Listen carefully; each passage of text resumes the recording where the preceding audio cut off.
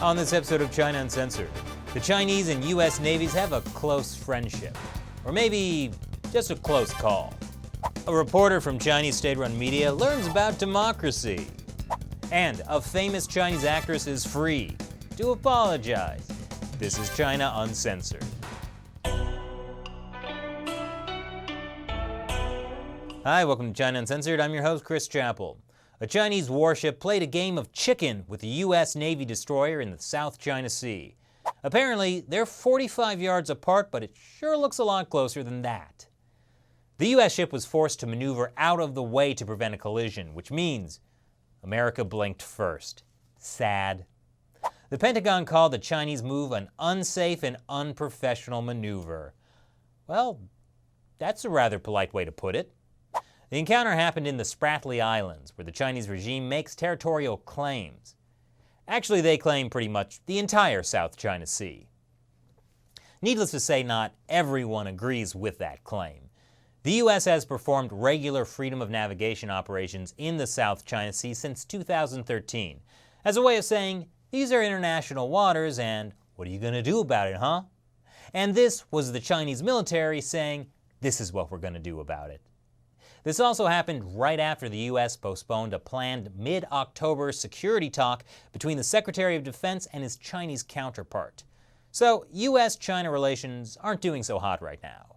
If tensions continue to escalate, things could get serious fast.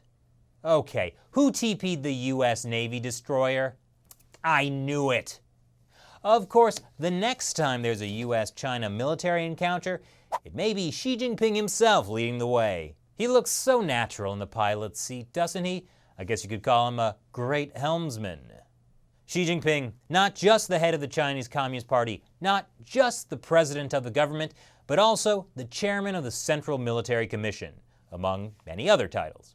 He gave a military inspection this week and reminded everyone to be ready for war.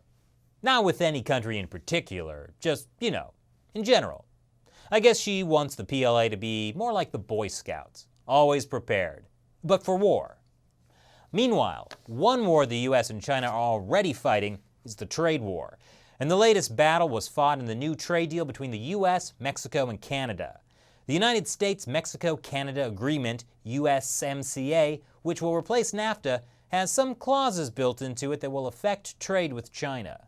Take Article 32.10. It's about free trade negotiations with non-market economies. China is considered a non-market economy. The clause gives all three countries the power to block each other from making free trade agreements with China without approval. It effectively gives the U.S. more power in weakening Beijing's negotiating power in future trade talks.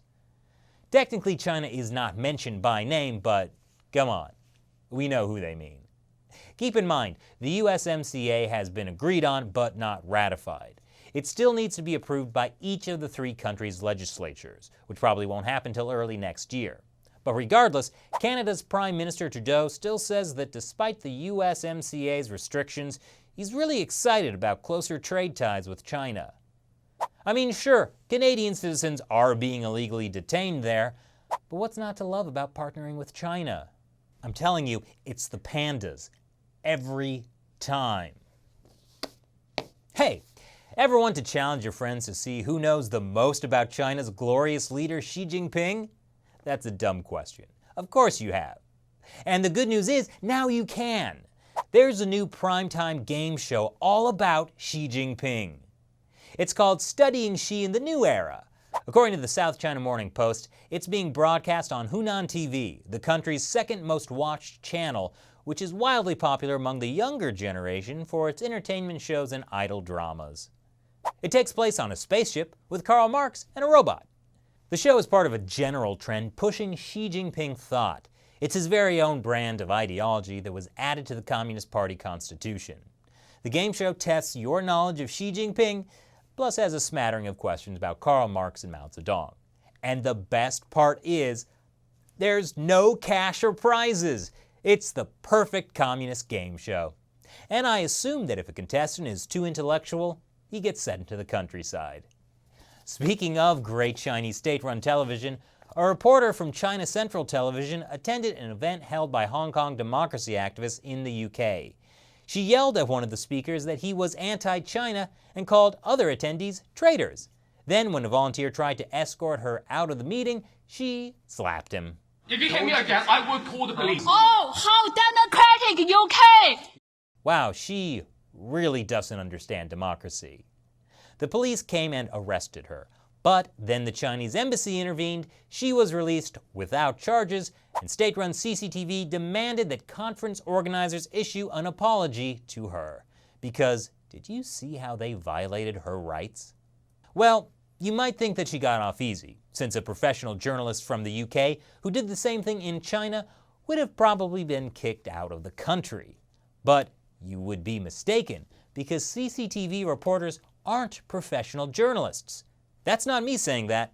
That's former CCTV president Hu Jianfan, who said, "Journalists who think of themselves as professionals instead of as propaganda workers are making a fundamental mistake about identity." In that case, I think this propaganda worker, is probably going to get a promotion. Speaking of journalism versus propaganda, NPR just released a wide-ranging interview with Chinese ambassador to the U.S., Cui Tiankai. After Cui pushed for more openness in the U.S. toward China, the NPR reporter asked if China would be willing to have more openness for foreign reporters to go into Tibet, where they've been banned from traveling for years.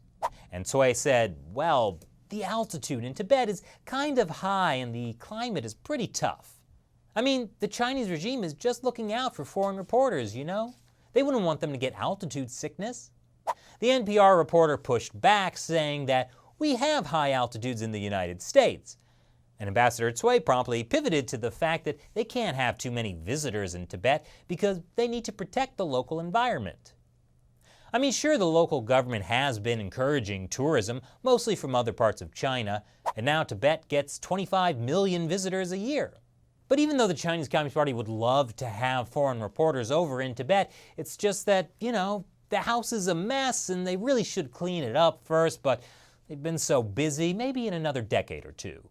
Oh, and about those political re-education camps in Xinjiang, Ambassador Cui is not saying there are camps, but he's also not saying there are not camps. But if there were camps, they'd be a great place for people to learn skills and, look over there, it's terrorism, it's spreading all over the place. What a diplomat. We have an update on Fan Bingbing, the missing Chinese celebrity superstar. Fans heard very little of Fan Bingbing when she suddenly dropped off the radar in June. Until now, the Chinese superstar has released a statement on social media apologizing for tax evasion. She owes $130 million now, a combination of back taxes and fines. As we reported 2 weeks ago, the entertainment industry in China has been using what's called yin-yang contracts. Basically, there's a fake contract to show tax authorities and a real one with a much higher salary that the actor actually gets paid.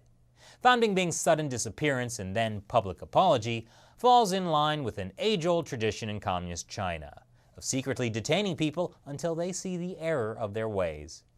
In her statement, she says, without the good policies of the Communist Party in the state, without the love of the people, there is no Fan Bingbing. And without publicly apologizing to the Communist Party in the state, there's also no Fan Bingbing. Speaking of putting pressure on things, this dramatic video posted to Chinese social media shows a giant boa constrictor squeezing the life from a dog. 3 boys attempt to help, and presumably there's a 4th boy who does nothing, just stands there holding a camera. Anyway, they attempt to unwind the huge snake from the dog. And I wouldn't end this episode without something uplifting, so don't worry, they're finally able to set the dog free. At least this episode of China Uncensored has someone being set free. So what do you think? Leave your comments below. And before you go, now is the time when I answer questions from you, the loyal members of the China Uncensored 50-cent army who support the show on the crowdfunding website, Patreon. David Michael White asks, Chris, where did you get those socks? The important question gets asked. I noticed that many of you noticed my socks in the recent interviews. Perhaps I should try longer pants, perhaps shorter legs. Either way, those are some good-looking socks. But I can't tell you where I bought them, David, because I didn't. They were a gift from my mom. Thanks for your question. But now I have a question for all of you. I got so many YouTube comments about this. Should I be selling China Uncensored socks? Wait, what's that, Shelley? When people say nice socks, they don't actually mean nice socks? Fine. Well, thanks for watching this episode of China Uncensored. Once again, I'm your host, Chris Chappell. See you next time. As I mentioned, China Uncensored is supported mainly through direct viewer contributions. Go to patreon.com/China Uncensored or click this orange button. Check out all the cool rewards you get for being a Patreon supporter, including, of course, having me answer your questions on the show.